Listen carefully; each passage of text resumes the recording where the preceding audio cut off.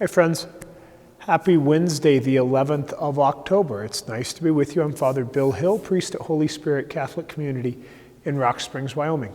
I'll share with you a reflection on the daily readings. The readings are linked down below. Click the link, read the readings prayerfully, and then turn off the screen.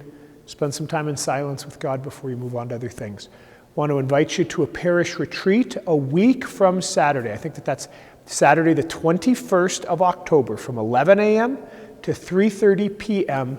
at the OLS Parish Center, all right? What's the theme? I know this. Hang on here. There is a time for everything, coming from Ecclesiastes, a little bit of seasons of our life, seeing what God's doing in some of the changes of our lives, all right? Today in the readings we have the last passage from Jonah, the prophet, and we have Luke's Gospel. Today we get to hear why Jonah fled on Monday. And, you know, I didn't do a good job with your Monday video because on Monday I should have just asked you, why do you think Jonah fled? Because it's not until today that we hear the payoff, right? I mean, and it's a great reversal. Jonah on Monday was told, go and preach against Nineveh. And that's to the east of Judea. And so Jonah immediately jumped into a ship to head west. And we didn't hear exactly why. And it's not until today that we find out that Jonah is the most successful prophet.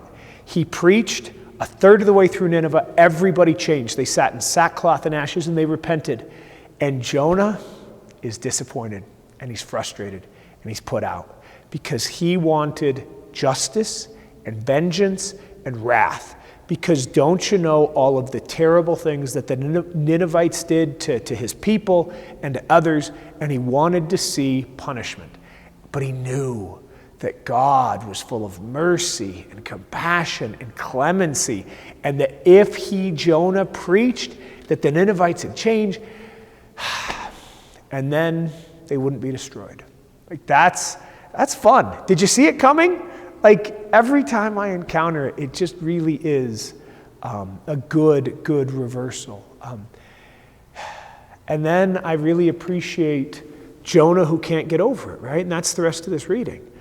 Jonah goes and he sulks. He sticks his bottom lip out, he sucks his thumb, and he goes and he sits. You know, I envision him just far enough away from Nineveh so that on the 40th day, maybe hope against hope, he's going to see some vengeance, right?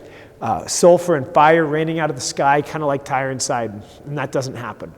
And then we hear Jonah get really attached to a gourd plant that provides him shade on a hot day, and he's really grateful for the gourd plant.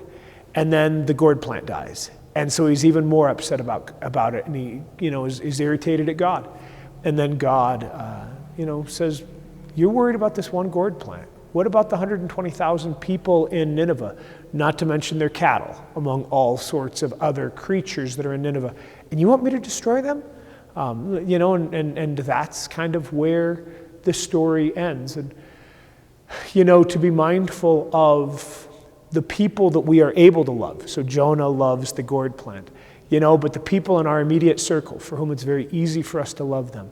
And then we extend that out until finally we are to all of creation and desiring to live that same loving care for them as we do for the people that are close in. That's the kind of intimate love that God is teaching to Jonah.